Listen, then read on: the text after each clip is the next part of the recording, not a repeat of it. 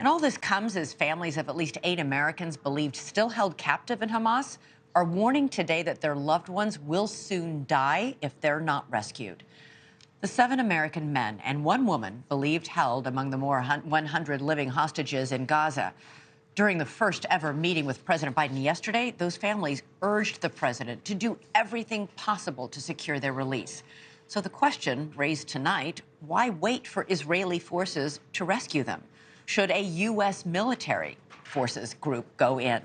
It's a question I posed to the candidates at the Republican national debate last week.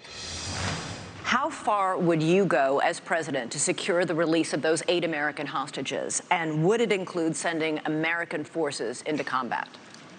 We have to look out for our people. When there are hostages, Commander-in-Chief, you have to do whatever you can to get them done. But the overall issue with this is this administration is trying to hobble Israel from being able to defend itself. They have a right to eliminate Hamas and win a total and complete victory so that they never have to deal with this again. We stand with Israel. They're our best ally in the Middle East. We have a unique relationship with them, and you will see a strong relationship when I'm the president of the United States. But would you send American troops? Elizabeth, look, this is the problem with the first 3 debates. Ron gets asked a question, and he doesn't answer it.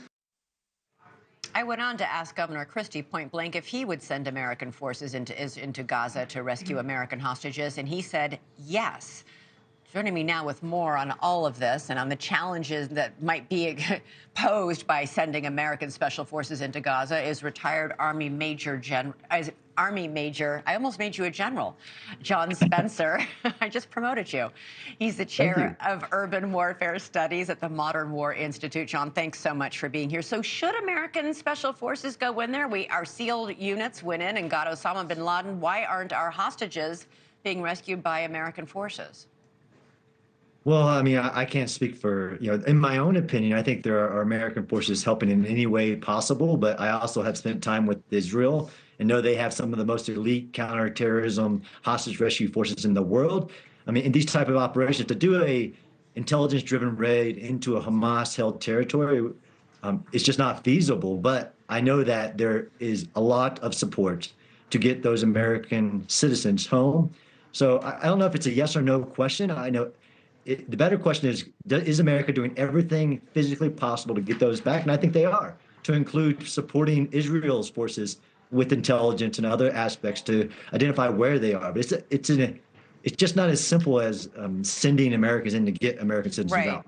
Right. The key, as Chris Christie said on that debate stage, is actionable intelligence. We have to know exactly where they are. And given that Gaza's under attack, how does that shut down the flow of intelligence to our intelligence agencies?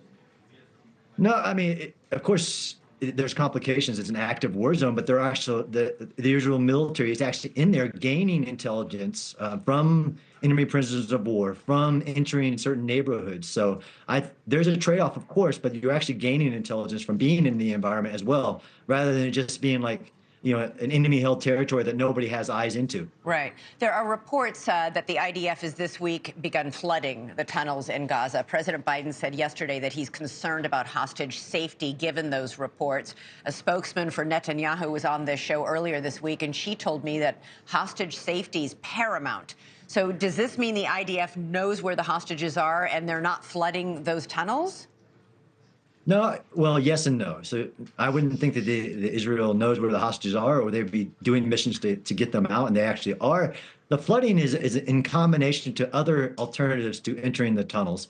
But it's not like you immediately press a button and the tunnels are flooded. Right. It's a mechanism to get rid of the booby traps, since the IDF have lost. And we've seen the drone footage and the soldier GoPros of them entering the tunnels. So when it is appropriate, they enter those tunnels. When they're using the flooding to destroy the tunnels, which is the quickest, most effective, lowest collateral damage to destroy a Hamas-bound tunnel, I don't think that they're going to flood tunnels without knowing if there's a hostage or not in a tunnel. Thanks so much for watching. Go to joinnn.com to find NewsNation on your television provider. And don't forget to click the red subscribe button below to get more of NewsNation's fact-driven, unbiased coverage.